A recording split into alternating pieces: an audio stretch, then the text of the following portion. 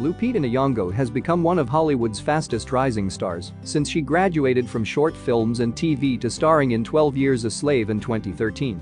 The role landed her a number of accolades, including an Oscar. Since then, she has delivered stellar performances in hits as huge as Disney's live-action adaptation of The Jungle Book, the Star Wars franchise, and Black Panther. There's no denying that she is one of cinema's most talented actresses. Here are some things you probably didn't know about Lupita Nyong'o.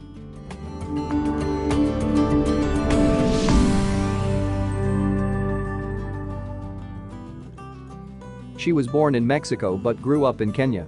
Lupita Nyong'o was born on March 1, 1983, in Mexico City. She is of Luo descent on both sides of her family and is the second of 6 children. The family had left Kenya in 1980 for a period because of political repression and unrest and returned to their native Kenya when Nyong'o was less than 1 year old, as her father was appointed as a professor at the University of Nairobi. She grew up primarily in Nairobi and describes her upbringing as middle-class, suburban.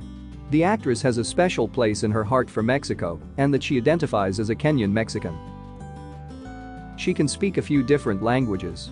When she was 16 years old, her parents sent her back to Mexico for 7 months so she could learn Spanish. In a 2014 interview with the Daily Beast, she said, "I think I speak enough Spanish to watch or do a movie and hold a conversation. I also speak Swahili and Luo, which is my mother tongue." She won an Oscar for her first big-screen role. Nyong'o gained international acclaim when she took home an Academy Award for Best Supporting Actress for her role in 12 Years a Slave in 2014. This was her first big movie role. Prior to this, she'd only acted in short films and a TV series. She is the first African actress to win an Oscar for Best Supporting Actress. She made her directorial debut in 2009. In 2009, she wrote, directed, and produced the documentary In My Genes about the treatment of Kenya's albino population. The feature-length film follows 8 Kenyans who, lacking skin pigmentation, are marginalized for being white in black society. She didn't know she auditioned for Star Wars. Most times, an actor will have a general idea about what movie they're auditioning for and/or what role they want. But when it came to Nyong'o, she says she virtually had no clue. Speaking on The Ellen Show, she said, "I didn't really know what I was auditioning for. I knew I was doing it for JJ, but I was so busy. I was working with adrenaline. So I went in and out. I barely remember that audition." She ended up reading a completely unrelated script. Then, 2 months later, she got a call back saying Abrams would like to offer her a role, and of course, she accepted. She did the motion capture for Maz in The Force Awakens.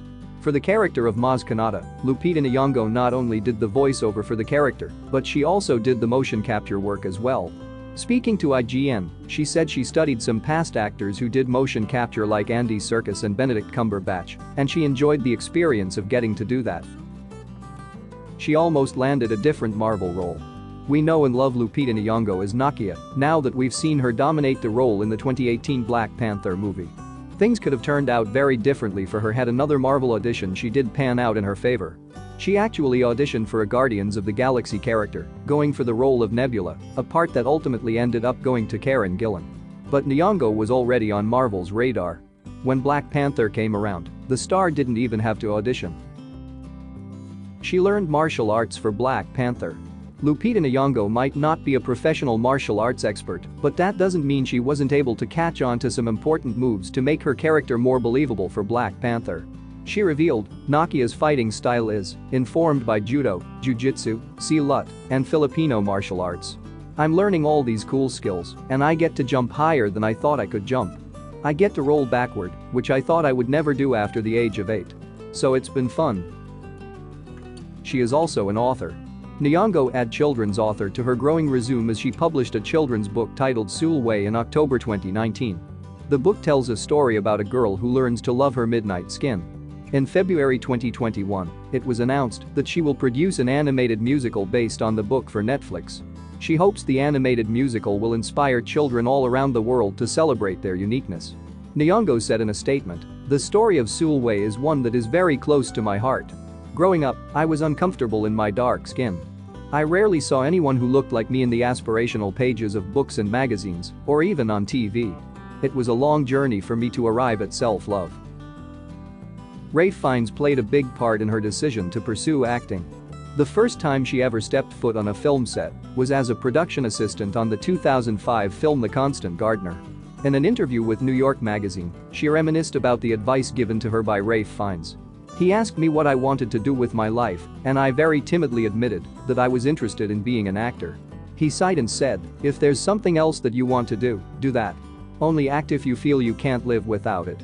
It wasn't what I wanted to hear, but it was the thing I needed to hear,"